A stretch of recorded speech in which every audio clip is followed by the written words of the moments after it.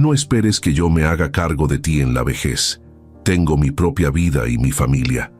Esas fueron las palabras exactas que leí en el mensaje de mi hijo anoche.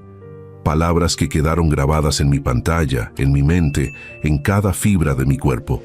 Y ahora, esta mañana, lo tengo frente a mí en la sala de mi casa, con el rostro desencajado, los ojos inyectados de rabia, gritando como un loco mientras sostiene en la mano una copia del documento que acabo de firmar. «¿Qué demonios hiciste, papá?», me grita, agitando los papeles frente a mi cara. «¿Cambiaste el testamento en una sola noche?». Estoy sentado en mi sillón de cuero italiano, el mismo donde solía cargarlo cuando era niño, donde le leía cuentos antes de dormir. Mantengo la calma, las manos cruzadas sobre mi regazo, mirándolo fijamente. Afuera, el sol de la mañana ilumina los ventanales de mi residencia en Polanco, esta casa que compré hace 30 años, que pagué con mi sudor, con mis noches sin dormir. «Baja la voz, Sebastián», le digo con firmeza. «Estás en mi casa, tu casa», se ríe con amargura. «Nuestra casa, la casa familiar, todo esto es de la familia. Ahí está, la verdad saliendo a borbotones». No vino por preocupación, no vino porque mi mensaje de anoche lo hubiera lastimado. Vino porque su patrimonio, su herencia, su futuro financiero acaba de cambiar de manos. Déjenme un comentario aquí abajo y díganme desde qué ciudad, desde qué país nos están escuchando. Porque lo que voy a contarles es la historia de cómo descubrí que mi único hijo, la persona por la que lo sacrifiqué todo, llevaba meses planeando algo que jamás imaginé. Me llamo Roberto Mendoza. Tengo 62 años. Soy ingeniero civil retirado y viudo desde hace 5 años. Construí mi empresa desde cero. Levanté edificios por toda la Ciudad de México y la zona metropolitana. Tengo propiedades en Polanco, en Santa Fe, en Cuernavaca. Tengo inversiones, cuentas bancarias, acciones. No soy millonario de revista, pero tampoco me falta nada. Y todo, absolutamente todo, lo construí pensando en dejarle un patrimonio sólido a mi hijo. Sebastián tiene 34 años. Está casado con Valeria desde hace 6 años. Tienen 2 hijos, mis nietos, Mateo de 5 años y Emma de 3. Sebastián trabaja en una empresa de tecnología, gana bien, vive en una casa que yo le ayudé a comprar en Interlomas. Su esposa es diseñadora gráfica, trabaja desde casa. En apariencia, una familia modelo. La familia con la que siempre soñé compartir mis últimos años. Hasta hace 3 meses, mi vida era exactamente eso. Tranquila, predecible, cómoda. Los domingos venían a comer, los niños jugaban en el jardín, Valeria preparaba el postre, Sebastián y yo nos sentábamos a platicar de negocios, de política, de la vida. Yo les ayudaba económicamente cuando lo necesitaban. Pagué la escuela privada de los niños, les regalé un auto nuevo el año pasado, pero hace 3 meses algo cambió. Empezó de forma sutil. Sebastián comenzó a hacerme preguntas extrañas durante nuestras comidas dominicales. «Papá, ¿ya actualizaste tu testamento?», me preguntó un día mientras cortaba su carne. «Es importante tener todo en orden, ¿no crees?». «Está todo en orden, hijo», le respondí sin darle importancia. «Mi abogado revisa esos documentos cada año». «¿Y las propiedades?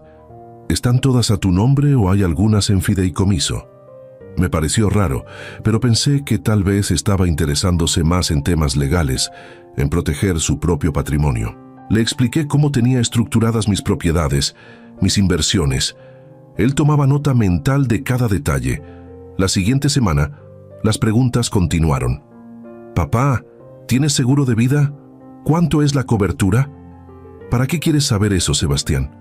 «No, por nada.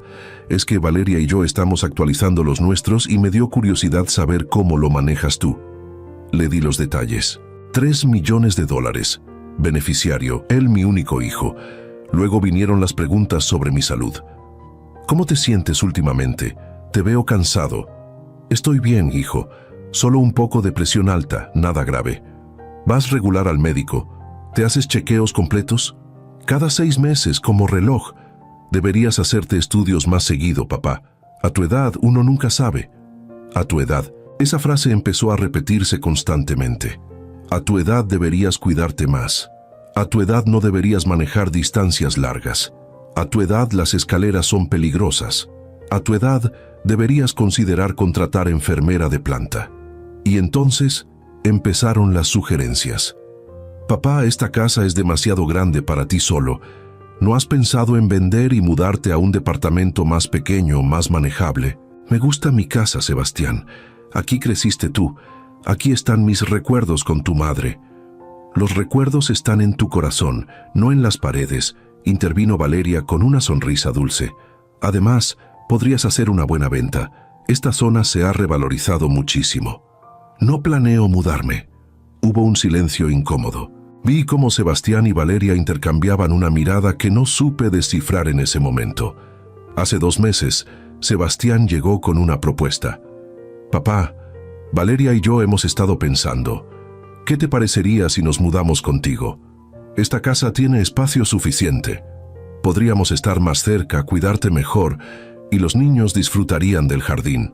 Algo en mi interior se contrajo. La idea sonaba lógica, incluso hermosa. Pero había algo en la forma en que lo dijo, en la urgencia de su tono que me hizo dudar. Déjame pensarlo, hijo. No hay mucho que pensar, papá. Somos familia. Y tú nos has dicho 1000 veces que esta casa es muy grande para una sola persona. Dije que lo pensaría. La siguiente semana, Sebastián trajo a un agente inmobiliario a mi casa, sin avisarme. Llegó un domingo con un tipo trajeado que empezó a tomar fotos, a medir habitaciones, a evaluar el valor de la propiedad. ¿Qué está pasando aquí?, pregunté, saliendo de mi estudio. Ah, papá, te presento a Javier. Es agente de bienes raíces. Solo está haciendo una evaluación preliminar por si decides vender. Yo no he decidido nada, Sebastián. Lo sé, pero no está de más tener la información, ¿verdad? Así sabes cuánto podrías obtener. Es solo para que tengas opciones. Opciones. Otra palabra que empezó a repetirse.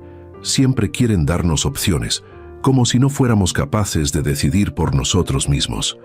Esa noche, después de que se fueron, me quedé sentado en mi estudio, mirando las fotos de mi esposa, Claudia, en el escritorio. Ella siempre tuvo un instinto especial para leer a las personas. Recordé algo que me dijo poco antes de fallecer. Roberto, cuida tus bienes, no por avaricia, sino por dignidad. El dinero cambia a las personas, incluso a aquellos que juramos que nunca cambiarían. En ese momento no entendí del todo sus palabras. Ahora empezaban a cobrar sentido. Hace un mes las cosas se aceleraron. Sebastián empezó a visitarme entre semana, no solo los domingos. Llegaba sin avisar, siempre con alguna excusa. Traer comida, revisar que estuviera bien, llevarme documentos que supuestamente necesitaba firmar. Papá, traje estos papeles. Es solo para actualizar la titularidad de la casa de Cuernavaca. Una formalidad legal que mi abogado me recomendó. Tomé los documentos y los revisé con cuidado. No era solo una actualización, era una transferencia de propiedad, a nombre de Sebastián. Esto no es una actualización, hijo. Esto es un traspaso. Bueno, sí, técnicamente. Pero es para proteger el patrimonio familiar, papá. Si algo te llega a pasar, el trámite de herencia puede tardar años. Así todo queda protegido sin problemas legales. Si algo me llega a pasar, repetí lentamente. Tengo 62 años, Sebastián, no 80. Ya lo sé, papá, pero uno nunca sabe. Mira lo que pasó con mamá. Nadie esperaba que... No terminó la frase. No se atrevió a usar la memoria de su madre para manipularme. Pero el intento quedó flotando en el aire. No voy a firmar esto, le dije devolviéndole los papeles. Su rostro cambió. Por primera vez vi algo oscuro en sus ojos, algo que no había visto nunca. Está bien, papá, dijo con una sonrisa forzada. Solo era una sugerencia, pero no fue el fin. Fue apenas el comienzo. 3 semanas atrás, mi contador me llamó alarmado.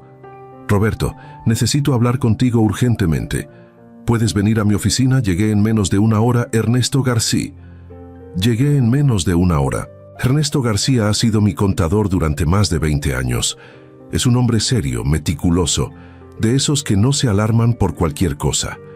Pero cuando entré a su oficina, Vi su rostro pálido, tenso. «Siéntate, Roberto. Tenemos un problema grave». Me mostró su computadora. En la pantalla aparecían movimientos de una de mis cuentas bancarias principales, transferencias que yo no había autorizado. Retiros pequeños de 50,000 pesos, 80,000 pesos, cantidades que individualmente no llamaban la atención, pero que sumadas alcanzaban casi 2 millones de pesos en los últimos 2 meses. «¿Cómo es posible?», pregunté, sintiendo cómo la sangre se me helaba. «Yo no he autorizado ninguna de estas transferencias». «Lo sé, por eso te llamé inmediatamente». Revisé los registros. Todas las operaciones se hicieron mediante banca electrónica, con tus claves de acceso, desde una dirección IP que rastreé. «Roberto, las transferencias se hicieron desde tu casa». «Eso es imposible. Yo no he». Y entonces lo entendí. Los últimos meses, Sebastián había venido constantemente. Siempre tenía acceso a mi estudio, a mi computadora. Yo jamás imaginé que necesitaba esconder mis claves de mi propio hijo. «¿A dónde fue ese dinero?», pregunté con voz ronca. Ernesto tecleó algo más en su computadora. «A una cuenta a nombre de Valeria Martínez de Mendoza, la esposa de tu hijo». El mundo se detuvo por un momento. Sentí como si alguien me hubiera golpeado en el estómago. Mi propio hijo, la madre de mis nietos, robándome. «Ernesto, necesito que hagas algo por mí. Quiero que monitorees todas mis cuentas, cada movimiento, cada intento de acceso. Pero no le digas nada a nadie, ni siquiera a tu asistente. Esto queda entre tú y yo». «¿No vas a denunciar?». «Todavía no. Primero necesito saber qué tan profundo es esto». Salí de esa oficina con la mente funcionando a toda velocidad. Cambié todas mis contraseñas en cuanto llegué a casa. Instalé cámaras de seguridad discretas en mi estudio, en la sala, en el comedor. Pequeñas cámaras que parecían detectores de humo, que se activaban con movimiento y grababan directamente a la nube. No tuve que esperar mucho para confirmar mis sospechas. 2 días después, un martes por la tarde, Sebastián llegó a mi casa. Yo había salido deliberadamente, dejando la alarma apagada. Le dije a Rosa, mi empleada doméstica, que se tomara el día libre. Quería ver qué hacía mi hijo cuando creía que no había nadie. Desde mi teléfono, conectado a las cámaras, vi todo. Sebastián entró con su propia llave. Fue directo a mi estudio. Abrió los cajones de mi escritorio. Buscó entre mis documentos. Tomó fotos con su celular a varios papeles, pólizas de seguro, escrituras, estados de cuenta que había dejado deliberadamente a la vista. Luego intentó acceder a mi computadora, pero las nuevas contraseñas lo bloquearon. Lo vi golpear el escritorio con frustración. Después se fue a mi recámara. Abrió el armario donde guardo mi caja fuerte personal. Probó varias combinaciones. No logró abrirla, pero el hecho de que lo intentara me partió el alma. Grabé todo, cada segundo, cada movimiento. Esa noche, cuando llegó con Valeria y los niños para la cena dominical adelantada que habíamos acordado, actué como si nada hubiera pasado. Los recibí con una sonrisa, abracé a mis nietos, escuché a Valeria hablar sobre el nuevo proyecto de diseño que había conseguido. Durante la cena, observé cada gesto, cada mirada que intercambiaban Sebastián y Valeria. Ahora que sabía la verdad, todo cobraba un nuevo significado. La forma en que ella tocaba su brazo cuando yo mencionaba mis propiedades. La manera en que él sonreía cuando yo hablaba de lo cansado que me sentía últimamente. Después de la cena, mientras Valeria bañaba a los niños en el cuarto de visitas, Sebastián se me acercó en el estudio. «Papá, tengo que hablar contigo sobre algo importante». «Dime, hijo». «Valeria y yo hemos estado pensando mucho en tu futuro, en tu bienestar. Esta casa es maravillosa, pero requiere mucho mantenimiento, mucha energía. Hemos encontrado una residencia increíble en Interlomas, un lugar exclusivo para adultos mayores. Tiene enfermeras las 24 horas, actividades, jardines hermosos. Fuimos a conocerla y es realmente de primer nivel. Adultos mayores. Residencia». Ahí estaba la propuesta final. «¿Me estás sugiriendo que me vaya a un asilo?», pregunté con calma. «No es un asilo, papá.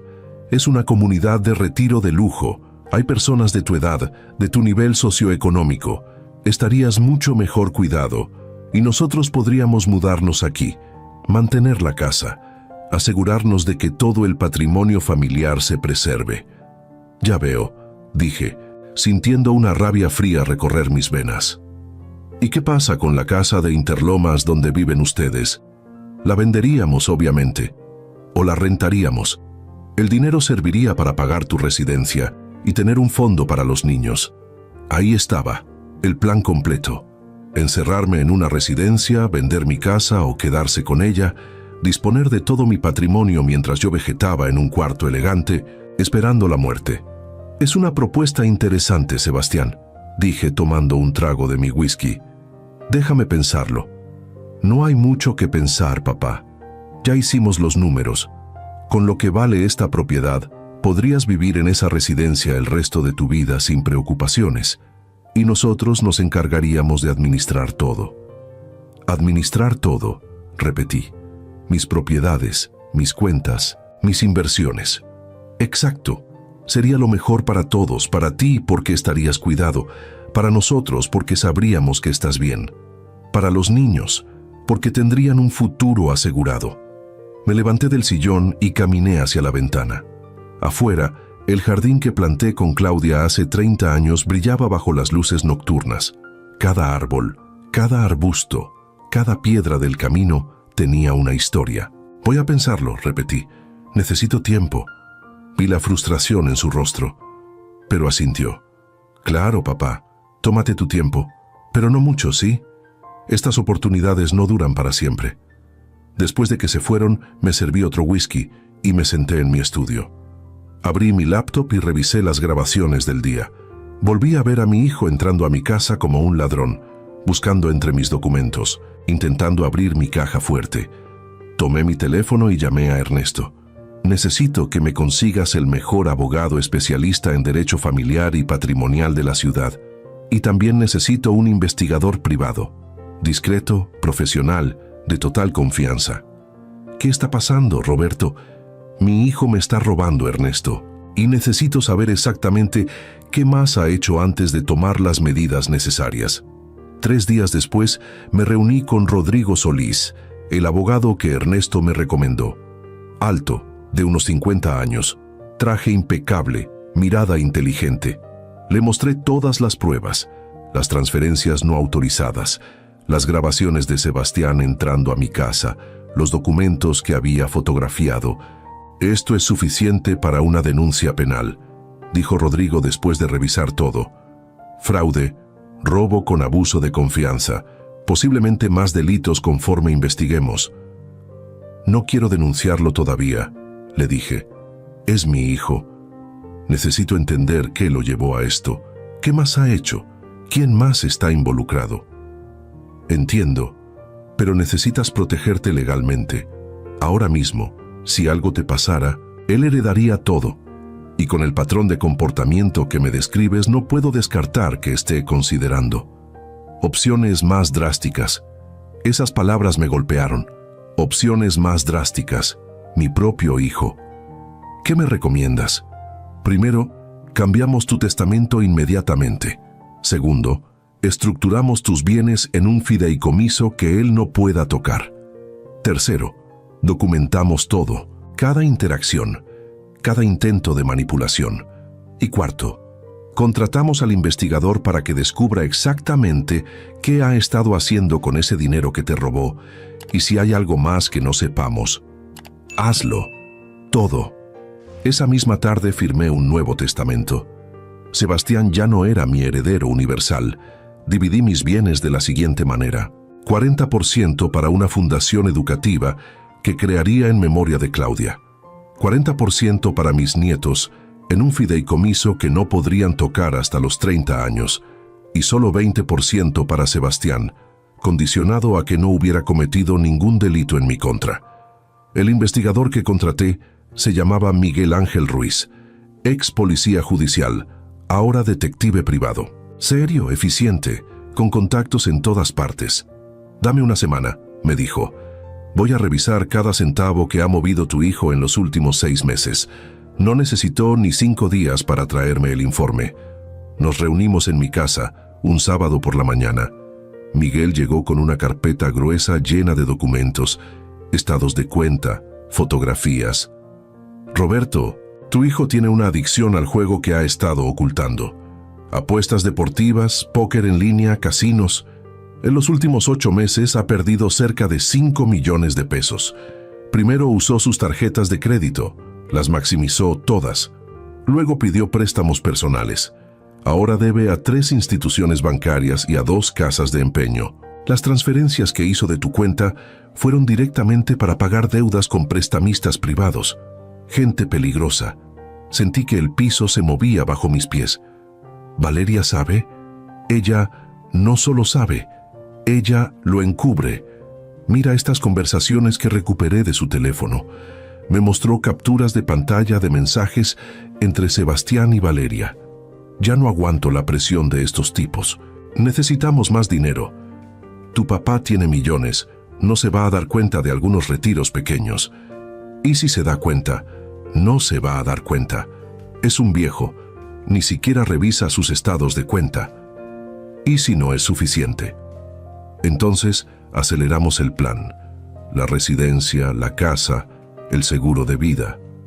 Todo está listo. El seguro de vida. Las palabras me quemaron por dentro. Miguel, ¿qué significa acelerar el plan? El investigador me miró con una expresión grave. Roberto, encontré algo más.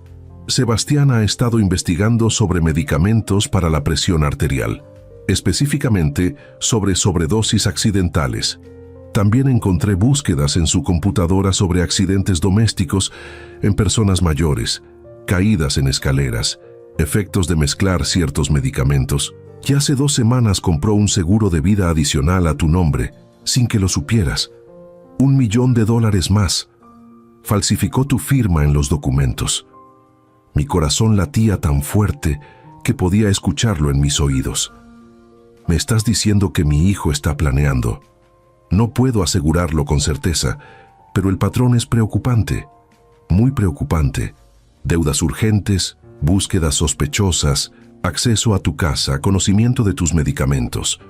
Roberto, necesitas tomar medidas inmediatas. Esa noche no pude dormir. Me quedé sentado en mi recámara, mirando las fotos de Sebastián en diferentes etapas de su vida. El bebé que cargué en el hospital, el niño que me abrazaba después de sus partidos de fútbol, el adolescente que me pidió consejos sobre su primera novia, el joven que lloró en mi hombro el día que murió su madre. ¿En qué momento se convirtió en esto? ¿En qué momento el dinero, la codicia, la desesperación lo transformaron en alguien capaz de considerar hacerle daño a su propio padre? O tal vez siempre fue así y yo estuve demasiado ciego para verlo. El domingo siguiente, Sebastián y Valeria llegaron como siempre. Los niños corrieron a abrazarme. Sus risas llenaron la casa. Mateo me mostró un dibujo que había hecho en la escuela. Emma me pidió que la cargara. Mientras los abrazaba, miraba por encima de sus cabezas a mi hijo y a mi nuera. Ellos me observaban con sonrisas perfectas, calculadas. Sonrisas de personas que esperaban mi muerte. Durante la comida, Sebastián volvió a presionar. «Papá, ¿ya pensaste en lo de la residencia? Pasamos por ahí ayer. Es realmente hermosa. Tiene una alberca olímpica, salas de lectura, hasta un cine privado». «Aún lo estoy pensando», respondí con calma. «Es que no hay mucho que pensar», intervino Valeria con su voz dulce, manipuladora. «Sería perfecto para ti, y nosotros vendríamos a visitarte todos los días». «Todos los días», repetí. «Qué considerados». «Somos familia, Roberto», dijo ella, usando mi nombre, no papá como había hecho durante años. La familia se cuida. Después de la comida, mientras Valeria llevaba a los niños al jardín, Sebastián me siguió al estudio. «Papá, tengo que ser honesto contigo. Necesito que tomes una decisión pronto. Valeria y yo estamos pasando por algunos problemas financieros. Si pudiéramos mudarnos aquí, vender nuestra casa, nos ayudaría muchísimo. Y tú estarías mejor atendido en la residencia». «¿Qué tipo de problemas financieros?», pregunté, sabiendo perfectamente la respuesta. «Nada grave, solo, ya sabes, Con los niños, la escuela, los gastos, todo está cada vez más caro. Mentiroso. 5 millones de pesos perdidos en el juego y me hablaba de gastos escolares. Sebastián, ¿alguna vez has pensado en lo que sacrifiqué para darte la vida que tuviste? Pareció sorprendido por la pregunta. Claro que sí, papá. Y te lo agradezco todos los días. ¿De verdad? Porque últimamente siento que solo ves mi patrimonio, mis propiedades, mis cuentas bancarias. No me ves a mí. Eso no es cierto. Yo te quiero, papá. Por eso quiero que estés bien cuidado. ¿Quieres que esté fuera del camino para que puedas disponer de todo lo que tengo? El silencio que siguió fue denso, pesado. Vi cómo cambiaba su expresión, cómo la máscara de hijo preocupado se resquebrajaba. No sé de qué estás hablando, dijo finalmente.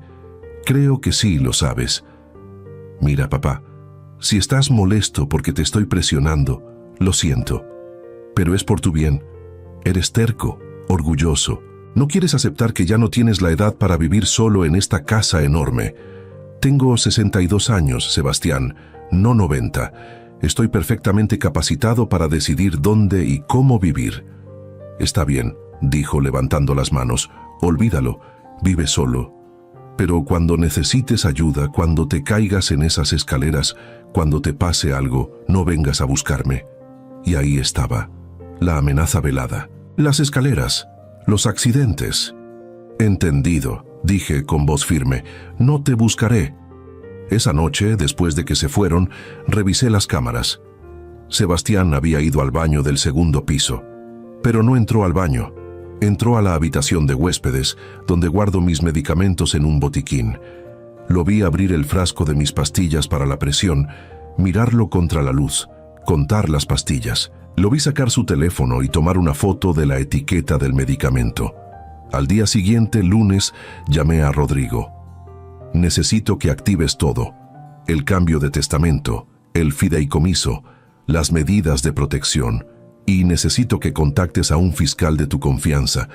Creo que mi hijo está planeando algo grave y necesito estar preparado. ¿Qué pasó? Le conté sobre las cámaras, sobre las búsquedas en internet, sobre la foto del medicamento. Roberto, esto ya no es solo fraude, esto es potencialmente intento de homicidio en grado de conspiración. Necesitas denunciar ya. Todavía no. Dame un par de días más. Quiero confrontarlo, quiero escuchar de su propia boca lo que está planeando y quiero asegurarme de que los niños no sufran más de lo necesario. Esa noche no salí de casa. Me quedé despierto, sentado en mi estudio, con las luces apagadas. A las 2 de la mañana, escuché un ruido en la puerta principal. Alguien estaba tratando de entrar. Miré las cámaras desde mi teléfono. Era Sebastián, solo, usando su llave. Entró sigilosamente, cerrando la puerta con cuidado. Llevaba una mochila. Subió las escaleras evitando los escalones que crujen, los que él conoce desde niño. Fue directo al cuarto de huéspedes. Del botiquín tomó mi frasco de pastillas. De su mochila sacó otro frasco idéntico y lo intercambió. Lo vi hacer todo con una calma escalofriante. Mi hijo, el niño que juró amarme siempre, acababa de cambiar mis medicamentos por algo que podría eliminarme. Grabé todo, cada segundo, cada movimiento. Después bajó a la cocina. Revisó mi refrigerador. Vi cómo tocaba mi jugo de naranja, el que tomo todas las mañanas. Abrió su mochila de nuevo. Sacó algo. Pero entonces, su teléfono vibró. Lo contestó. ¿Qué pasa?, susurró. Estoy ocupado. Era Valeria. Aunque no podía escuchar su parte de la conversación, vi cómo Sebastián se tensaba. ¿Ahora? No, no puedo. Está bien, ya voy. Guardó lo que tenía en la mano de vuelta en su mochila y salió de la casa tan silenciosamente como había entrado. Me quedé sentado en la oscuridad, temblando. No de miedo, de furia, de dolor, de una tristeza tan profunda que pensé que me ahogaría. Al amanecer, subí al cuarto de huéspedes. Con guantes de látex que había comprado, tomé el frasco de pastillas que Sebastián había dejado. Lo guardé en una bolsa hermética. Llamé a Miguel, el investigador. Necesito que analices esto en un laboratorio de confianza. Urgente. 24 horas después tenía los resultados. Las pastillas no eran para la presión arterial. Eran un medicamento con efectos secundarios cardíacos en personas sanas. Si yo las hubiera tomado en la dosis normal durante una semana, habría sufrido arritmias severas. En 2 semanas, un paro cardíaco. Todo se habría visto como muerte natural. Un hombre de 62 años, con presión alta. Estas cosas pasan. Pero yo ya no era la víctima ciega que Sebastián creía que era. Era un hombre que sabía exactamente lo que su hijo planeaba hacer. Y ahora tenía todas las pruebas. Esa noche les envié un mensaje a Sebastián y Valeria, invitándolos a cenar el día siguiente. Solo ellos, sin los niños. Necesito hablar con ustedes sobre decisiones importantes. Vengan mañana a las 8. No fallen. Al día siguiente preparé todo meticulosamente. Rodrigo estaría en mi estudio con 2 testigos notariales. Miguel estaría en la sala con todo el equipo de grabación activo. La policía estaría lista a 3 cuadras de distancia, esperando mi llamada. Y yo estaría listo para la confrontación más difícil de mi vida. A las 8 en punto sonó el timbre. Abrí la puerta con calma. Sebastián y Valeria estaban ahí, vestidos de manera casual pero elegante. Ella llevaba un vestido azul marino que le había regalado en su último cumpleaños. Él traía una camisa blanca que yo le compré en su aniversario. ¡Qué ironía! Vestían mi generosidad mientras planeaban mi muerte. «Pasen», dije con una sonrisa que no alcanzaba mis ojos. «Papá, ¿qué es tan urgente?», preguntó Sebastián mientras entraban. «Tu mensaje nos preocupó». «Preocupó», repetí. «Qué interesante que uses esa palabra». Valeria me miró con sus ojos grandes, esos que había usado durante años para conseguir lo que quería.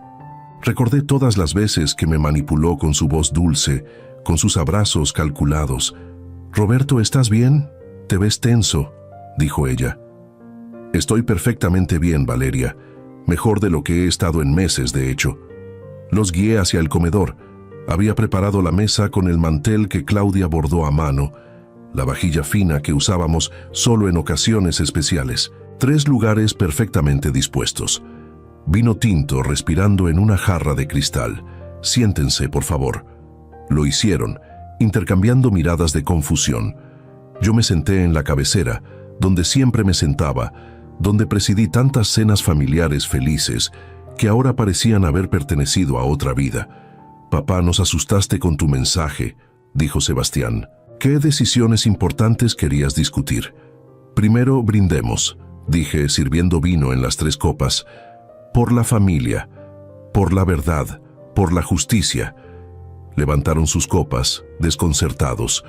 Yo tomé un sorbo largo, observándolos por encima del borde de mi copa. «Sebastián, ¿recuerdas cuando tenías 8 años y rompiste el jarrón favorito de tu madre jugando fútbol dentro de la casa?» Pareció sorprendido por la pregunta. «Sí, claro, ¿por qué lo preguntas?» «Me culpaste a mí. Le dijiste a tu madre que yo lo había roto accidentalmente.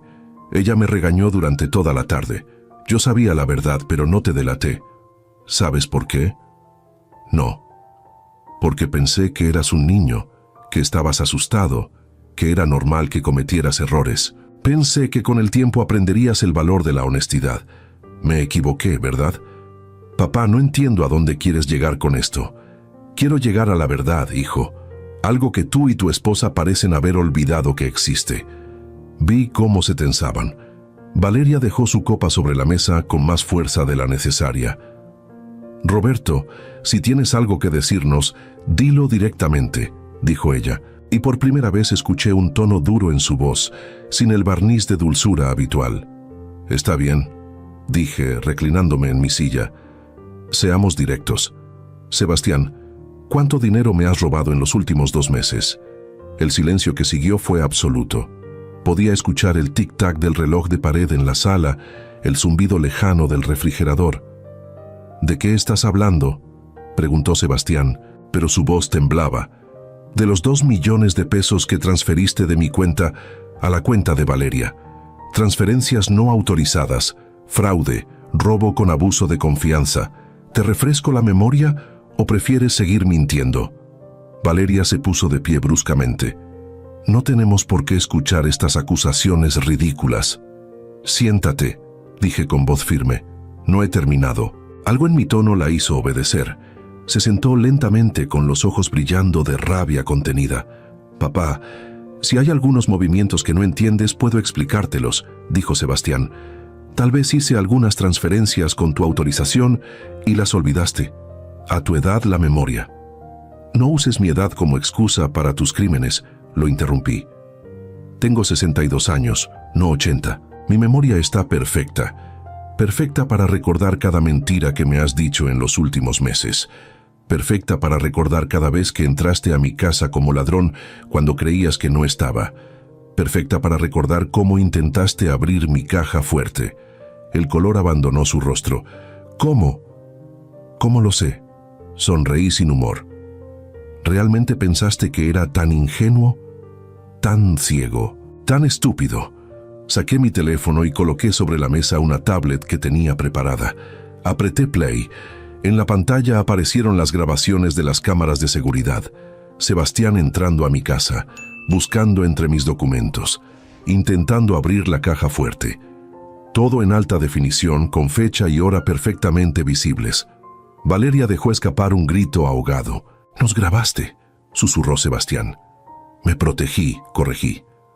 Porque empecé a sospechar que mi propio hijo, la persona en quien más confiaba en este mundo, me estaba traicionando de la manera más vil posible. Papá, yo puedo explicar. Adelante, explícame. Explícame por qué necesitabas robarme cuando yo siempre te di todo lo que pediste. Explícame por qué necesitabas investigar mis propiedades, mis cuentas, mis seguros de vida como si fuera una presa que estuvieras cazando. Sebastián abrió la boca, la cerró, volvió a abrirla. No tenía palabras, porque no había explicación posible que justificara lo que había hecho. Fue por necesidad, dijo finalmente Valeria con voz dura, sin rastro de su dulzura habitual. Sebastián tiene deudas, deudas serias, y tú tienes más dinero del que podrías gastar en 3 vidas. ¿Era tan terrible que te pidiéramos ayuda? ¿Pedirme ayuda?, repetí sintiendo la furia crecer en mi pecho. ¿Llamas ayuda a robarme? ¿A planear meterme en una residencia para apoderarse de mis propiedades? ¿A falsificar mi firma en pólizas de seguro? Vi cómo palidecían. Ellos no sabían que yo sabía sobre el seguro falsificado. Sí, lo sé todo, Valeria. Sé que Sebastián falsificó mi firma para contratar un seguro de vida adicional de $1 millón.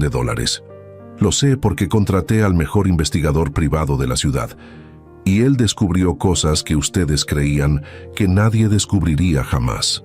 Papá, escucha, empezó Sebastián. No, ahora escuchas tú. Sé que tienes una adicción al juego. Sé que has perdido 5 millones de pesos en los últimos 8 meses. Sé que debes dinero a prestamistas privados, gente peligrosa. Sé que Valeria no solo lo sabe, sino que te ha estado ayudando a encubrirlo, a planear cómo conseguir más dinero de mí. Abrí la carpeta que tenía al lado de mi plato y saqué los reportes del investigador. Estados de cuenta, capturas de pantalla de apuestas en línea, recibos de casinos, mensajes de texto entre ellos discutiendo cómo obtener más dinero. Los esparcí sobre la mesa como si fueran cartas de póker. Aquí está todo. Cada peso que perdiste, cada mentira que dijiste, cada plan que tramaron. Sebastián miraba los documentos con ojos desorbitados. Valeria tenía las manos apretadas en puños sobre la mesa.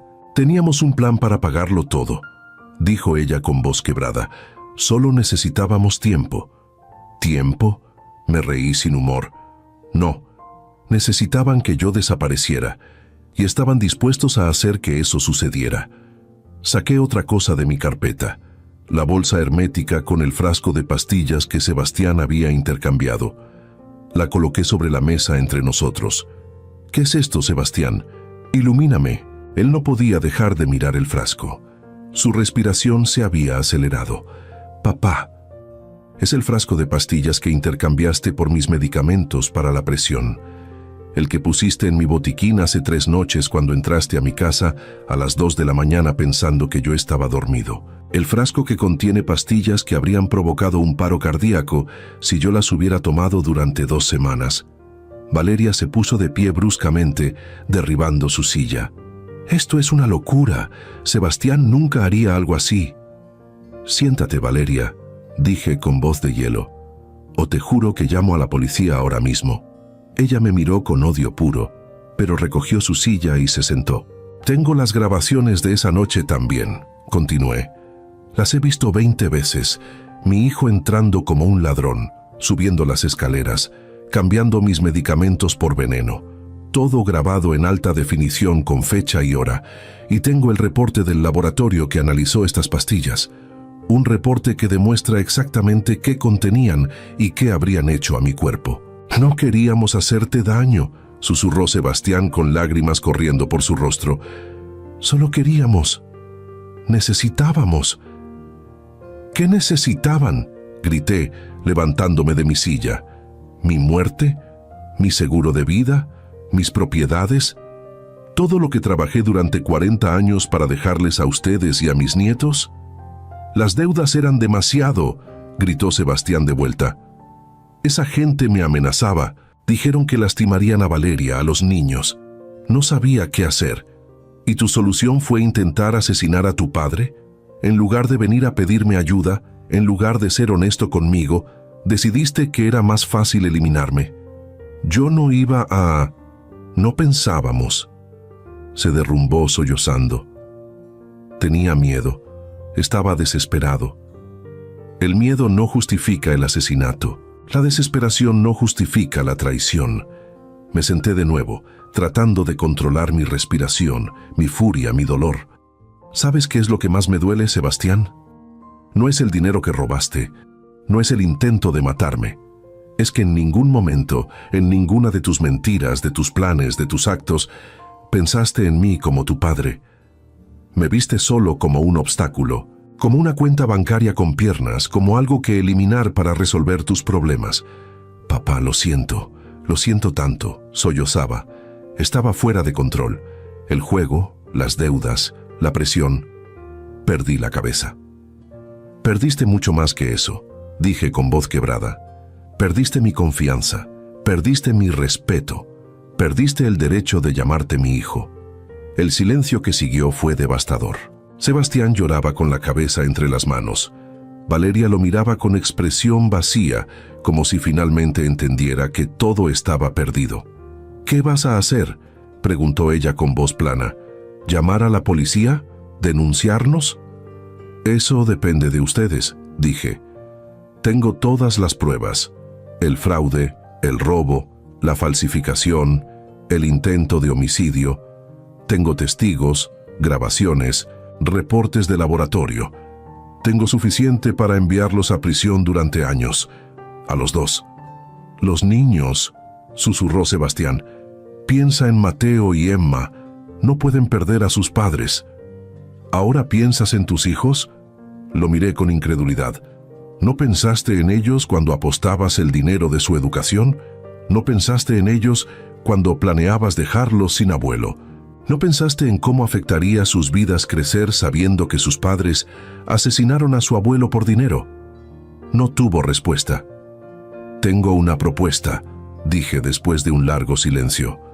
«Una sola oportunidad que les doy, no porque se la merezcan, sino porque esos niños inocentes no merecen sufrir por sus crímenes». «¿Qué propuesta?», preguntó Valeria. «Mañana a primera hora van a ir con Sebastián a una clínica de rehabilitación para adicciones al juego. Una clínica de internado, donde va a quedarse mínimo 6 meses. No es negociable. Si quieren evitar la cárcel, esto es lo primero que tienen que hacer». Sebastián asintió débilmente. «Segundo, van a firmar documentos donde renuncian a cualquier herencia futura. No recibirán nada cuando yo muera. Nada de propiedades, nada de dinero, nada de seguros. Todo irá a una fundación en nombre de Claudia y a un fideicomiso para Mateo y Emma que ustedes no podrán tocar». «Papá, eso nos dejaría sin nada», protestó Sebastián. «Los dejará con sus vidas, que es más de lo que merecen». Tercero, van a vender su casa de Interlomas y con ese dinero van a pagar todas sus deudas. Vivirán en un departamento más modesto, ajustarán su nivel de vida a lo que realmente pueden pagar. Yo no les daré un peso más, nunca. ¿Y cómo vamos a mantener a los niños?, preguntó Valeria. De la misma manera que lo hace el 90% de las familias en este país, trabajando, los dos, sin lujos, sin vivir por encima de sus posibilidades, y créanme, estaré vigilando cada peso que gasten. ¿Y si aceptamos todo esto?, preguntó Sebastián. ¿No habrá denuncia? Habrá denuncia, dije con firmeza, pero será suspendida condicionalmente, si cumplen con todo lo que les pedí, si Sebastián completa su rehabilitación, si no vuelven a acercarse a mí con intenciones de robarme o hacerme daño. La denuncia quedará en suspenso, pero al primer error, al primer incumplimiento, activo todo y los envío a prisión sin dudarlo. Es demasiado duro, protestó Valeria. ¿Duro? La miré con incredulidad. Intentaron asesinarme. Literalmente planearon mi muerte. Y yo les estoy ofreciendo libertad a cambio de rehabilitación y honestidad. Si eso les parece duro, entonces tal vez prefieren que llame a la policía ahora mismo. Ninguno dijo nada. Eso pensé. Tienen hasta mañana a mediodía para decidir. Si a las 12 del día no están en la clínica de rehabilitación que mi abogado les indicará, presento la denuncia formal con todas las pruebas. Y les aseguro que pasarán los próximos 10 años en prisión. Me levanté de la mesa. Ahora váyanse de mi casa, y no vuelvan a menos que sea absolutamente necesario y con mi autorización previa. Sebastián se levantó tambaleándose. Valeria lo sostuvo del brazo. Papá, yo lo siento, de verdad lo siento, dijo mi hijo con voz quebrada. Tus disculpas no significan nada para mí, Sebastián. Las acciones lo significan todo. Demuestra con hechos que puedes cambiar, que puedes ser mejor que esto. Porque el hombre en el que te convertiste no es mi hijo. Mi hijo murió el día que decidió que mi vida valía menos que el dinero. Los vi caminar hacia la puerta. Antes de salir, Sebastián se volvió. ¿Alguna vez podrás perdonarme? Lo miré largamente, viendo en sus ojos el niño que fue, el joven que esperé que se convirtiera en un hombre de bien, y el extraño en que se transformó. No lo sé, Sebastián. Honestamente, no lo sé. Tal vez con tiempo, si realmente cambias, si demuestras que hay algo rescatable en ti. Pero hoy, en este momento, lo único que siento cuando te miro es dolor. Un dolor tan profundo que no sé si alguna vez sanará. Cerré la puerta detrás de ellos y me quedé parado en el recibidor de mi casa vacía. La casa que Claudia y yo llenamos de amor, de risas, de sueños. La casa que ahora se sentía como un mausoleo de todo lo que perdí. Fui a mi estudio donde Rodrigo, mi abogado, había estado escuchando todo a través de las cámaras de seguridad instaladas en el comedor. «Los tienes», dijo simplemente. «La confesión está grabada. Si no cumplen con lo que acordaron, la evidencia es aplastante». «Lo sé», dije, sirviéndome un whisky con manos que ya no temblaban. «Pero ganar no se siente como pensé que se sentiría». «Nunca se siente bien cuando es contra familia», dijo Rodrigo con comprensión. «Pero hiciste lo correcto. Les diste una oportunidad de redimirse, más de lo que muchos habrían hecho. Esa noche no dormí. Me quedé en el estudio de Claudia, rodeado de sus libros, sus fotos, sus recuerdos. Hablé con ella como hacía a veces cuando la extrañaba demasiado. ¿Hice lo correcto, amor? Debí ser más duro, debí haber sido más comprensivo. No lo sé, solo sé que estoy cansado, tan cansado». Al día siguiente, a las 11 de la mañana, recibí una llamada del director de la clínica de rehabilitación. «Señor Mendoza, su hijo acaba de ingresar. Firmó todos los documentos de internado voluntario. Estará con nosotros los próximos 6 meses mínimo». «Gracias por informarme», dije, sintiendo un pequeño alivio mezclado con el dolor. Una hora después, Rodrigo me llamó. «Roberto, Valeria acaba de firmar todos los documentos de renuncia a herencia. También firmaron la autorización para vender la casa. Todo está en orden». «Bien», dije simplemente. Pero no se sentía bien. Nada se sentía bien. Los siguientes días fueron extraños. La casa estaba silenciosa. Demasiado silenciosa. No más visitas sorpresa de Sebastián. No más comidas dominicales. No más risas de mis nietos llenando el jardín. Miguel, el investigador, vino a verme una semana después. Roberto, tengo que mostrarte algo más que descubrí investigando a los prestamistas de tu hijo. Me mostró fotos, reportes. Los hombres a los que Sebastián debía dinero eran peores de lo que imaginaba. Organizaciones criminales con historial de violencia. Si Sebastián no hubiera pagado pronto, habrían ido tras su familia. Tras los niños, dijo Miguel, hiciste bien en forzarlo a vender la casa y pagar todo inmediatamente. Literalmente le salvaste la vida. Esa información me dio algo de paz. Al menos mi decisión había protegido a Mateo y Emma del peligro inmediato. Pero las noches seguían siendo difíciles. Me despertaba en la madrugada pensando en cómo había llegado a este punto. ¿En qué momento falló mi crianza? ¿Qué hice mal como padre? ¿Le di demasiado? ¿No le di suficiente? Un mes después del incidente, recibí una carta de Sebastián desde la clínica, escrita a mano en varias páginas. Papá, sé que no merezco que leas esto. Sé que no merezco tu perdón, tu tiempo, ni siquiera tu pensamiento. Pero necesito que sepas algunas cosas. Tienes razón en todo. Me convertí en un monstruo. La adicción me transformó en alguien que no reconozco cuando me veo al espejo. Puse en riesgo todo lo que amaba por la falsa ilusión de que la siguiente apuesta sería la ganadora. Pero eso no justifica nada. No justifica haberte robado. No justifica haber planeado. No puedo ni escribirlo. Me enferma físicamente pensar en lo que casi hago. A mi propio padre. Al hombre que me dio todo. Estoy en terapia todos los días. Sesiones individuales, grupales, de adicciones. Por primera vez en años, estoy enfrentando mis demonios en lugar de huir de ellos. Y es aterrador. Es doloroso. Pero es necesario. Valeria trae a los niños a visitarme los fines de semana. Mateo me pregunta cuándo volveré a casa. No sé qué decirle. Emma ya casi no me reconoce. Eso me parte el corazón, pero es consecuencia de mis actos. No te pido perdón porque sé que no lo merezco. Solo te pido que algún día, si logro convertirme en un hombre mejor, en el hombre que debí ser siempre, me permitas intentar reconstruir aunque sea una pequeña parte de la relación que destruí. Te amo, papá, y lo siento, más de lo que las palabras pueden expresar. Sebastián. Leí esa carta 10 veces. Lloré, me enojé, volví a llorar. No la respondí, todavía no estaba listo. 2 meses después de la confrontación, cambié mi rutina completamente. Empecé a hacer trabajo voluntario en organizaciones que ayudan a personas con adicciones.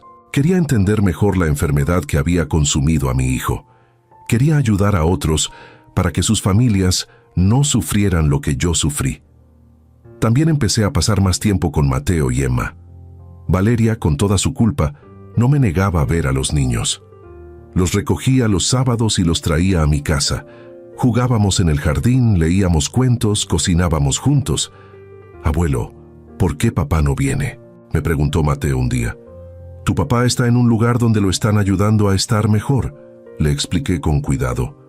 «Pero te quiere mucho y pronto volverá a casa. ¿Tú también lo quieres, abuelo?». La pregunta me golpeó con fuerza. «Sí, Mateo, lo quiero, aunque a veces el amor duela». El niño pareció satisfecho con esa respuesta y volvió a jugar. 3 meses después de la confrontación, Rodrigo me llamó con una noticia.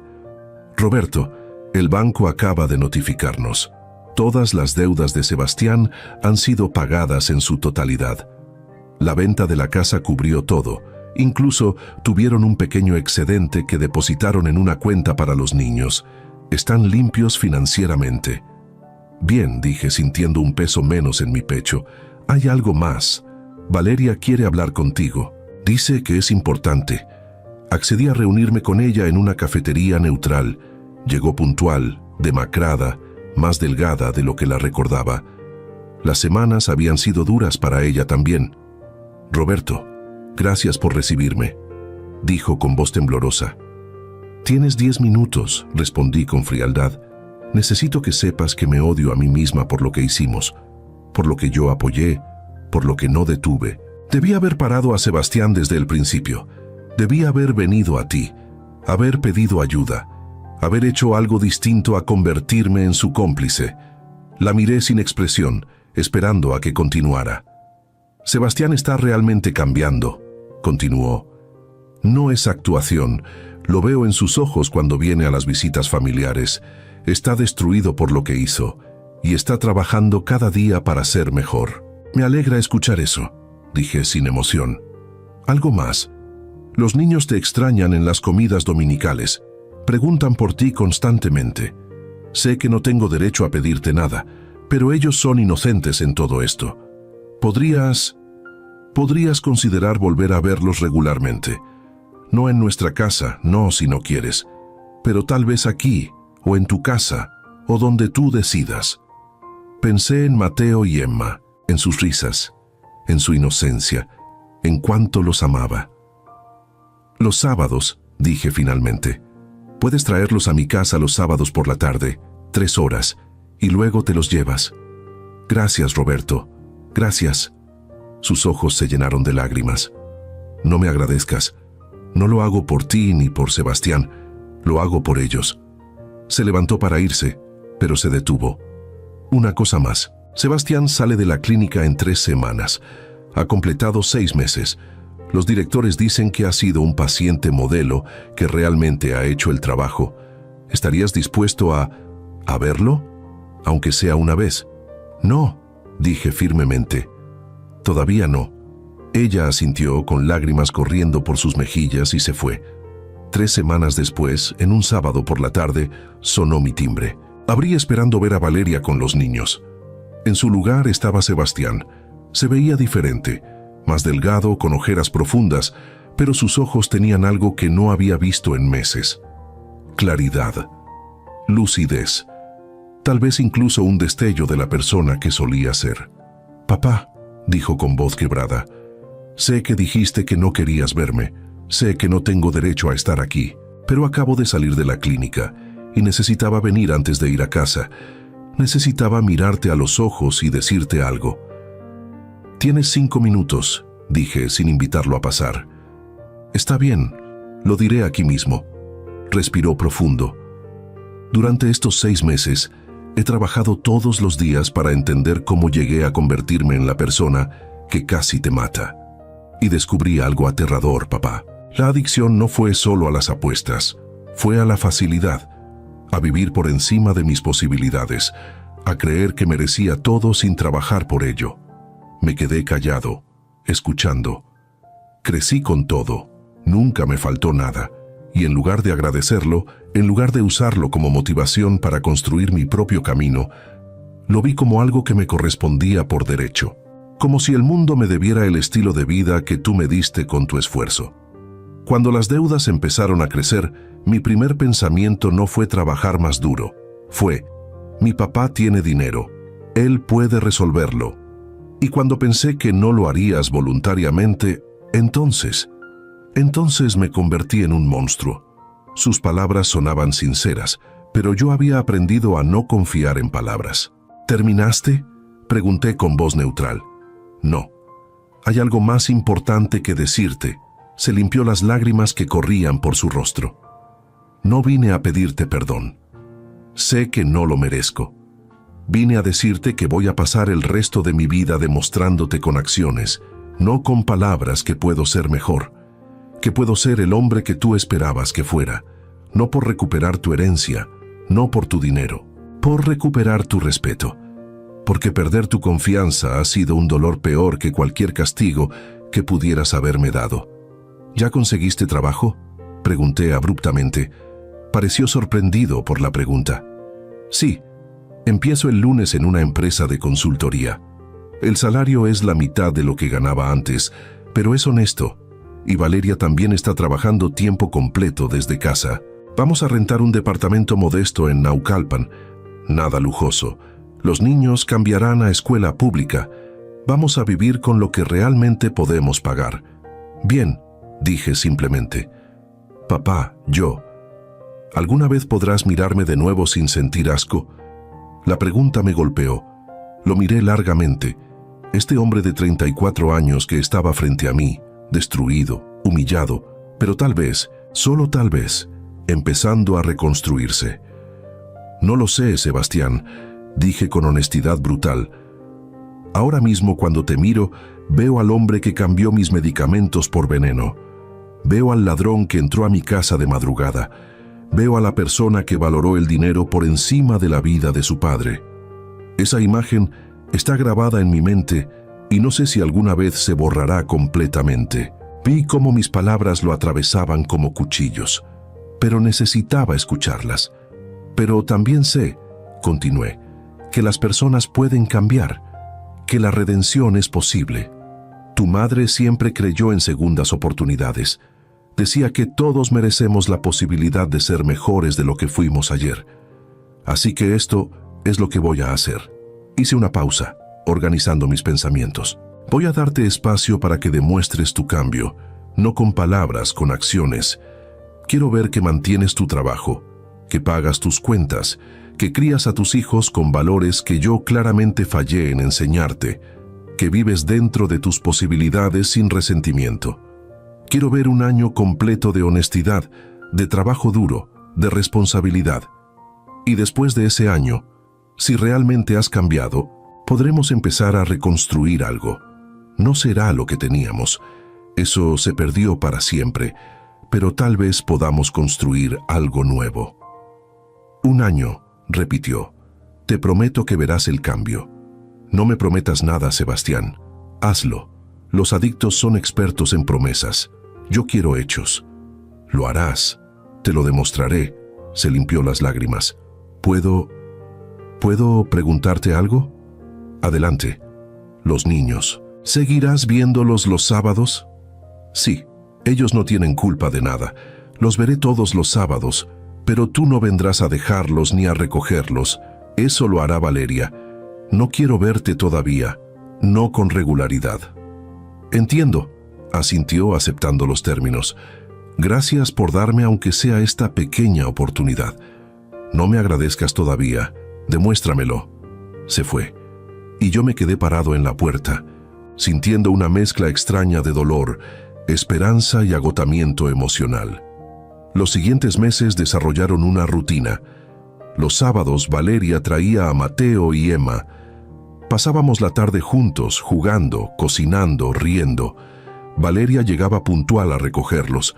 Nunca se quedaba más de 5 minutos. Siempre respetuosa, siempre discreta.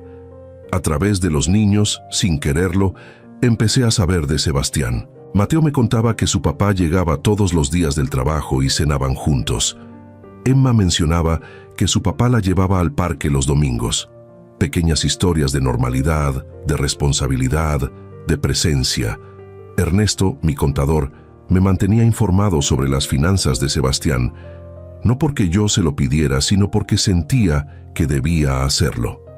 Roberto, lleva 4 meses pagando su renta a tiempo, sus servicios al corriente, sin una sola transacción sospechosa. Está limpio financieramente. Rodrigo, mi abogado, también me actualizaba sobre la situación legal. La denuncia sigue en suspenso. Sebastián ha cumplido con cada término del acuerdo. Asiste a sus reuniones semanales de adictos anónimos. No ha habido ni un solo incidente. 6 meses después de la confrontación, en una tarde de sábado, Mateo me dijo algo que me partió el corazón. Abuelo, papá llora a veces por las noches. Lo escucho. Mamá dice que está triste porque te extraña. ¿Y tú qué piensas de eso?, le pregunté con cuidado. Creo que los papás y los abuelos no deberían estar tristes, deberían estar juntos, como antes. La sabiduría inocente de un niño de 5 años. 9 meses después de la confrontación, recibí una carta de Sebastián. No la había pedido, pero llegó. Papá, han pasado 9 meses. 9 meses de levantarme cada día con el peso de lo que hice. 9 meses de trabajar para ser mejor. No te escribo para pedirte nada. Solo quiero que sepas algunos hechos. Llevo 273 días sobrio de las apuestas. Cada día es una lucha, pero cada día elijo no apostar. Asisto a mis reuniones de adictos anónimos religiosamente. Tengo un padrino que me ayuda cuando las tentaciones son fuertes. Mi trabajo va bien. Me ascendieron el mes pasado. No porque sea especial, sino porque trabajo duro, llego temprano, me quedo hasta tarde cuando es necesario. Estoy construyendo una reputación basada en esfuerzo, no en privilegios. Valeria y yo estamos reconstruyendo nuestro matrimonio. No ha sido fácil. Ella también va a terapia, procesando su papel en todo esto, pero estamos comprometidos a ser mejores, juntos. Los niños están adaptándose bien a su nueva escuela. Mateo es el mejor de su clase en matemáticas. Emma acaba de aprender a escribir su nombre. Son felices, sanos, amados. Y yo soy diferente. Papá, no perfecto. Nunca seré perfecto. Pero soy consciente, agradecido, humilde de una manera que nunca fui antes. Sé que pediste 1 año. Faltan 3 meses. Los cumpliré. Y cuando ese año se complete, si decides que quieres verme, estaré listo. Si decides que no, lo entenderé y lo respetaré, pero quiero que sepas esto. Cada día vivo con la meta de convertirme en el hombre que mi padre merece como hijo.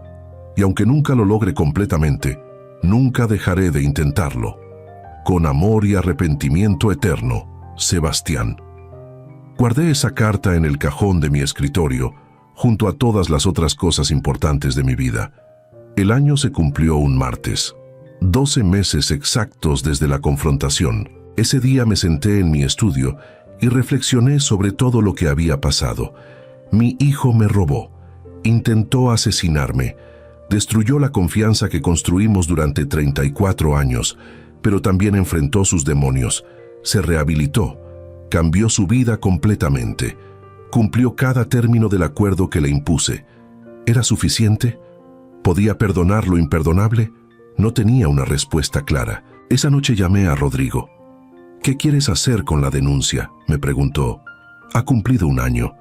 Puedes mantenerla en suspenso indefinidamente o puedes retirarla. ¿Qué me recomiendas tú? Como abogado, te recomiendo mantenerla activa. Es tu protección. Como amigo que te conoce desde hace 20 años, te digo que observes tu corazón. ¿Qué dice? Mi corazón decía muchas cosas contradictorias. Manténla en suspenso, decidí, pero voy a hacer algo. Al día siguiente, sábado, cuando Valeria trajo a los niños, le di un sobre. Dale esto a Sebastián, le dije. Ella lo tomó con manos temblorosas. ¿Qué es? Dile que lo lea cuando esté solo. Dentro del sobre había una carta que escribí la noche anterior. Sebastián, se cumplió 1 año. 1 año que cambió mi vida, que cambió nuestra relación, que cambió todo lo que pensé que sabía sobre la paternidad, la confianza y el perdón. He recibido tus cartas, he escuchado los reportes sobre tu cambio. He visto, a través de los ojos de tus hijos, que eres diferente. Pero las palabras y los reportes no son suficientes para mí. Necesito verte, necesito mirarte a los ojos y sentir si el cambio es real o es solo una actuación cuidadosamente construida. Así que te invito a comer. El próximo domingo, a las 2 de la tarde, en el restaurante donde celebramos tu graduación universitaria. ¿Lo recuerdas? El lugar donde brindamos por tu futuro, por tus sueños, por la persona que ibas a ser. Iremos solo tú y yo.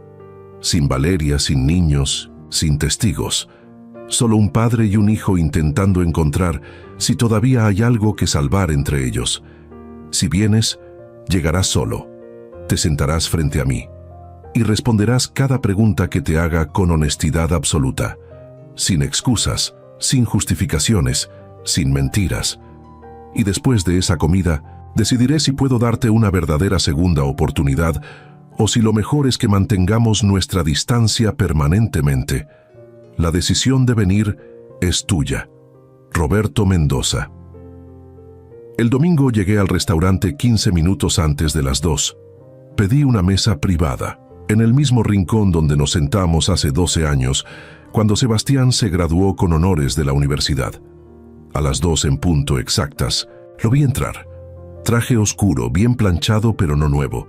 Se veía nervioso con las manos ligeramente temblorosas mientras se acercaba a la mesa. «Papá», dijo al llegar. «Siéntate», respondí. Lo hizo. Nos quedamos en silencio durante un largo momento, estudiándonos mutuamente. «Gracias por darme esta oportunidad», dijo finalmente. «No me agradezcas todavía. Esto puede terminar de cualquier manera». Pedimos la comida. Ninguno tocó el pan, la tensión era palpable. «Voy a hacerte preguntas», dije cuando el mesero se fue. «Quiero respuestas honestas. Si siento que me mientes aunque sea una vez, me levanto y me voy. ¿Entendido?» «Entendido». Primera pregunta. Cuando cambiaste mis medicamentos esa noche, ¿sabías exactamente qué te causarían esas pastillas? Vi cómo tragaba saliva, cómo sus ojos se llenaban de lágrimas. «Sí», susurró. «Sabía que causarían arritmias. Sabía que eventualmente provocarían un paro cardíaco. Sabía que te matarían». Segunda pregunta. ¿En algún momento, aunque fuera por un segundo, te detuviste a pensar en mí como tu padre y no como un obstáculo? Las lágrimas corrían libremente por su rostro ahora. «No», dijo con voz quebrada, «y eso es lo que más me atormenta. En ese momento solo veía dinero, solución a mis problemas, escape de mis deudas.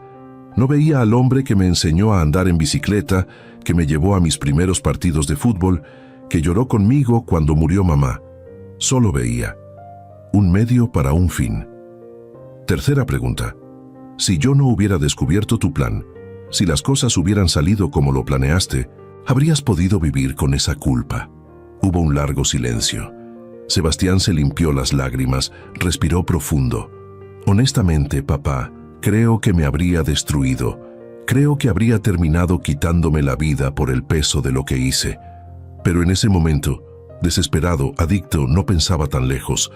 Solo pensaba en sobrevivir el día siguiente». Cuarta pregunta. ¿Todavía sientes la tentación de apostar? «Todos los días», admitió. «Cada vez que paso por un casino, cada vez que veo un anuncio de apuestas deportivas, siento ese jalón. Pero ahora tengo herramientas para combatirlo. Llamo a mi padrino, voy a una reunión. Recuerdo lo que perdí y lo que puedo perder si vuelvo a caer». Quinta pregunta. Si yo muriera mañana de causas naturales, ¿qué sentirías? «Devastación», respondió inmediatamente. «Dolor absoluto y el arrepentimiento de saber que desperdicié los últimos años de tu vida, que te hice sufrir en lugar de hacerte feliz, que nunca podré compensar el daño que te hice». Última pregunta, dije mirándolo fijamente. «¿Por qué debería darte otra oportunidad? Dame una razón que no sea sobre ti, sobre tus sentimientos, sobre tu culpa. Dame una razón que sea sobre mí». Sebastián se quedó callado durante largo tiempo, pensando cuidadosamente su respuesta. «Porque tú mereces tener un hijo del que puedas estar orgulloso», dijo finalmente. «Y yo puedo ser ese hijo. No hoy, no mañana, pero con tiempo y esfuerzo. Porque tú trabajaste 40 años para construir un legado, y ese legado no debería terminar con un hijo que te falló. Debería continuar con un hijo que aprendió de sus errores y se convirtió en alguien que honra tu nombre. Porque tú mereces disfrutar de tus nietos sin la sombra de esta tragedia. Y porque perdonarme, eventualmente, podría darte paz, no a mí, a ti». Me recliné en mi silla, estudiando a este hombre que era mi hijo. Vi sinceridad en sus ojos, vi dolor genuino, vi cambio real, pero también vi la cicatriz permanente de lo que había hecho. Y supe que esa cicatriz nunca desaparecería completamente. «Sebastián», dije después de un largo silencio, «no puedo perdonarte todavía. No completamente. Tal vez nunca pueda. Lo que hiciste fue demasiado grave, demasiado doloroso». Vi cómo asentía aceptando mis palabras. «Pero», continué, «puedo darte la oportunidad de ganarte mi respeto de nuevo, no mi confianza ciega. Esa se perdió para siempre. Pero mi respeto, y tal vez con los años, algo que se parezca al amor que solíamos tener». «¿Qué significa eso?», preguntó con voz temblorosa. «Significa que podemos empezar a reconstruir una relación, lentamente, con límites claros, con expectativas realistas. Significa que puedes venir a las comidas dominicales con los niños, que podemos hablar, que puedo conocer a la persona en la que te estás convirtiendo, pero también significa que la denuncia sigue activa, que estaré vigilando, que al primer indicio de mentira, de manipulación, de regreso a tus viejos hábitos se acabó definitivamente. Lo acepto, dijo inmediatamente. Acepto todos los términos. Y significa, añadí, que el testamento no cambia. El 70% de mi patrimonio va a la fundación y a tus hijos. Tú recibes el 20% restante, y solo si cumples con todas las condiciones hasta el día de mi muerte. No es negociable. No quiero tu dinero, papá, solo quiero tu presencia en mi vida. Eso lo veremos con el tiempo, dije. Por ahora empezamos de nuevo, como conocidos que están aprendiendo a ser familia otra vez. Llegó la comida. Por primera vez en un año, Sebastián y yo comimos juntos. La conversación fue cautelosa, superficial, pero sin hostilidad abierta. Le pregunté sobre su trabajo. Me contó sobre un proyecto importante que le habían asignado. Le pregunté sobre los niños. Me habló de las calificaciones de Mateo, de cómo Emma estaba aprendiendo a leer. No fue cómodo, todavía dolía, pero era un comienzo. Al final de la comida, cuando pedí la cuenta, Sebastián habló. Papá, hay algo más que necesitas saber, algo que no te conté. Mi cuerpo se tensó inmediatamente. ¿Qué? Cuando estaba en la clínica, uno de los prestamistas a los que les debía dinero fue arrestado. Resultó que era parte de una organización criminal grande. Durante la investigación, encontraron sus registros. Mi nombre estaba ahí, marcado como saldado, pero también había notas sobre ti. ¿Sobre mí? Habían investigado tu patrimonio. Tenían fotos de tu casa, de tus propiedades, planes para secuestrarte si yo no pagaba. Papá, no solo puse en riesgo mi vida con esas deudas, te puse en peligro a ti también. Sentí un escalofrío recorrer mi espalda. ¿Cuándo lo supiste? Hace 3 meses. La policía me contactó para dar testimonio. Por eso vendimos la casa tan rápido, por eso pagamos todo inmediatamente. No era solo para cumplir tu acuerdo, era porque literalmente había gente peligrosa vigilándote. Y no pensaste en decírmelo. Tenía miedo de que te alejaras completamente, de que pensaras que todavía era una amenaza para ti. Pero mi terapeuta me dijo que la honestidad total era la única manera de avanzar. Así que te lo estoy diciendo ahora. Procesé esta información. Mi hijo no solo casi me mata directamente, indirectamente atrajo criminales peligrosos a mi vida. ¿Hay algo más que no me hayas dicho? Pregunté con voz dura. No, eso es todo. Te lo juro por la vida de mis hijos. Lo miré largamente, tratando de determinar si decía la verdad. Decidí creerle. Por ahora. Está bien, dije finalmente. Aprecio la honestidad, aunque tardía. Gracias, papá. Pagué la cuenta. Salimos del restaurante juntos. En el estacionamiento, antes de separarnos, Sebastián habló de nuevo. ¿Puedo abrazarte? La pregunta me tomó por sorpresa. Hacía un año que no nos tocábamos. Dudé. Luego asentí. El abrazo fue torpe, tenso al principio, pero luego sentí como Sebastián se aferraba a mí, como sus hombros temblaban con sollozos silenciosos, y por primera vez en un año, abracé a mi hijo de vuelta. No fue el abrazo cálido y amoroso que solíamos compartir, fue cauteloso, doloroso, cargado de todo lo no dicho, pero fue real. Voy a hacer que te sientas orgulloso, susurró contra mi hombro, lo juro. Espero que así sea, respondí. Nos separamos. Él se fue hacia su auto modesto, yo hacia el mío. Mientras manejaba de regreso a casa, pensé en todo lo que había pasado, en cómo un mensaje cruel había desatado una cadena de eventos que casi destruyen mi familia, en cómo el dolor me forzó a actuar, a protegerme, a ser más fuerte de lo que pensé que podía ser. Pensé en Claudia, en cómo ella habría manejado esta situación, probablemente con más gracia que yo, con más perdón, pero también con firmeza. Ella nunca toleró el abuso de ningún tipo. Llegué a mi casa y me senté en su estudio. Hablé con ella como hacía a menudo. Creo que hice lo correcto, amor. Le di consecuencias. Le di estructura, pero también le di esperanza. ¿Es suficiente? No lo sé, solo el tiempo lo dirá. Los meses siguientes fueron de reconstrucción lenta. Las comidas dominicales se reanudaron, con Sebastián, Valeria y los niños. Las conversaciones eran más profundas que antes. Sebastián me consultaba sobre decisiones, sobre crianza, sobre trabajo, no como alguien buscando dinero, sino como alguien buscando sabiduría. Valeria también cambió. Era más humilde, más trabajadora, más consciente.